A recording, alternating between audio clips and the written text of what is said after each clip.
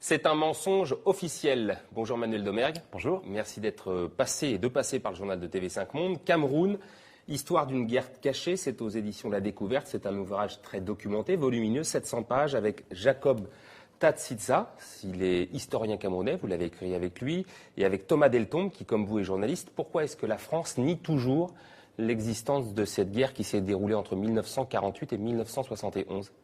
La France continue à nier officiellement. François Fillon est allé à Yaoundé en 2009 et a dit « Tout ce que vous racontez, ce sont de pures inventions ». Pourquoi est-ce qu'ils nient ?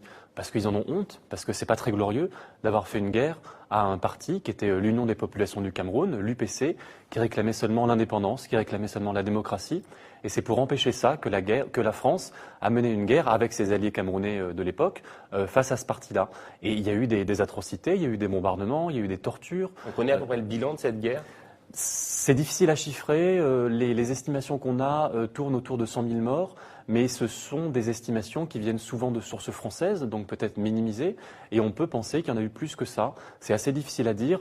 Nous, on ne s'est pas vraiment axé sur le bilan chiffré. On essaie de montrer les mécanismes qui ont conduit à cette guerre et qui ont conduit à la confiscation de l'indépendance. Alors justement, indépendance 1960, le Cameroun passe d'un territoire sous tutelle onusienne administré par la France, donc à une indépendance. Quel intérêt Paris avait de conserver la mainmise sur le pays ?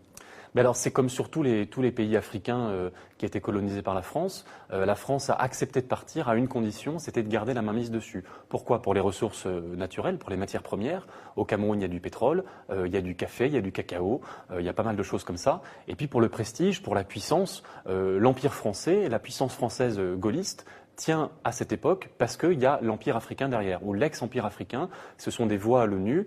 C'est un réservoir de puissance. Et le général de Gaulle a accepté la décolonisation à cette condition, à la condition d'avoir des accords de coopération qui donnaient à la France un rôle prépondérant en termes de commerce, en termes de coopération militaire, etc. Et en fait, le traumatisme de Gaulle, et puis de la France en général, c'est d'avoir perdu l'Indochine, puis l'Algérie. Et ils ont absolument fait tout ce qu'ils pouvaient pour éviter ce même scénario en Afrique subsaharienne. Alors ils ont raté en Guinée avec le nom de Sékou Touré, et au Cameroun, puis ensuite dans tous les autres pays, ils ont réussi par la force. En tout cas, c'est ce qu'on montre dans le cas du Cameroun. Il y a eu une opération politique assez habile de coopter des dirigeants camerounais tels que le premier président camerounais Amadou Ahidjo, qui était un pro-français. Justement, comment ils arrivent en fait à s'approprier des alliances internes, des alliances locales des Camerounais? Comment est-ce qu'ils y parviennent? Comment est-ce que tous ces gouvernements successifs français sont parvenus à avoir des alliances internes? Alors, la première manière, la plus simple, c'est de combattre tout simplement les vrais indépendantistes, les nationalistes, donc l'UPC de Ruben Oumniobé. Les combattre, ça veut dire frauder les élections, ça veut dire emprisonner les leaders, leur faire la guerre quand c'est nécessaire, les assassiner, en brousse comme c'est le cas pour Ruben Oumniobé en 1958, ou en Suisse, Félix Moumié, le président de l'UPC, qui a été empoisonné par la France, tout simplement. Et l'autre revers, c'est la carotte, après le bâton, la carotte, c'était d'acheter, de coopter des leaders dociles camerounais qui ont été formés en France, qui ont été choisis par les Français et pour lesquels on a truqué les élections. Amadou Ahidjo a été non pas élu par les Camerounais, mais choisi par la France au terme d'élections truquées. Jamais d'enquête sur les assassinats politiques justement de ces chefs indépendantistes camerounais? Il y a eu quelques enquêtes. On ne dit pas qu'on arrive et qu'on découvre tout. Je pense notamment à Mongo Betty, qui est un romancier, écrivain camerounais qui a fait un livre à succès qui s'appelait Main basse sur le Cameroun. Un livre qui a été censuré en France dans les années 70. On a reçu d'ailleurs sa veuve, oui, Odile Tomner, exactement, qui préside l'association Survie. Donc il y a des gens qui dénoncent ça depuis quelques temps. Et nous, ce sont ces dénonciations qui nous ont interpellés en tant que journalistes et historiens. On s'est dit, mais c'est quand même incroyable. On parle de bombardement, on parle d'une guerre qui... Personne ne dit le mot guerre aujourd'hui en France à propos du Cameroun. On parle parfois d'événements, de troubles. Ben non, c'est une guerre qui s'est passée. Et une guerre a besoin d'être documentée. Il faut qu'il y ait des journalistes qui enquêtent, des historiens qui se renseignent, qui aillent dans les archives. C'est un travail de 4 ans. Vous avez eu du mal justement à faire vos recherches ou pas du tout? On a eu beaucoup de mal parce qu'il faut être des deux côtés, il faut être au Cameroun et en France. C'est pour ça qu'on a une équipe franco-camerounaise. Comment vous avez travaillé avec Thomas Deltombe et avec Jacob Tatsitsa? Alors là où on apporte quelque chose, c'est qu'on est allé voir les témoins français qui n'avaient jamais parlé, pour la plupart d'entre eux, alors qu'ils sont dans l'annuaire, que n'importe qui peut les contacter, mais personne s'était intéressé à leurs témoignages. Donc on a confronté leurs témoignages, les témoignages des politiques camerounais, des anciens maquisards, etc. Et puis on les a confrontés aux archives. Donc on aboutit à des témoignages, à des aveux parfois qui sont intéressants, notamment le chef d'état-major de l'armée camerounaise, le général Pierre Semengue, qui était le premier général camerounais formé en France, qui nous dit oui, c'est mon armée qui coupait la tête des maquisards. Ils coupaient la tête des maquisards. C'est-à-dire que dans une espèce de pays normal, quand on arrête quelqu'un qui est hors la loi, bon, on l'arrête, on le met en prison, en cas de légitime défense, éventuellement on peut tirer. Mais là, c'est différent. Là, c'est une politique de terreur systématique qui fait qu'on torture les gens qu'on arrête et que parfois aussi on leur coupe la tête pour les exposer sur les marchés, sur les places publiques. Quelle a été l'info la plus étonnante que vous ayez découverte au cours de vos recherches? Alors, Parce que vous avez eu accès notamment aux archives militaires françaises, enfin une partie en tous les cas. Moi, ce qui m'a étonné, par exemple, c'est que le premier directeur de l'école militaire camerounaise, donc en 1960, la France crée l'armée camerounaise de toutes pièces. Et ce premier directeur était un lieutenant français qui s'appelait Jacques-Louis Lefebvre et qui revenait d'Algérie et qui était un tortionnaire, tout simplement. Il était lieutenant et les officiers camerounais aujourd'hui ont été formés par un tortionnaire. Et on a rencontré les officiers qui ont été formés cette première année 60. On leur a dit, parlez-nous de Jacques Lefebvre.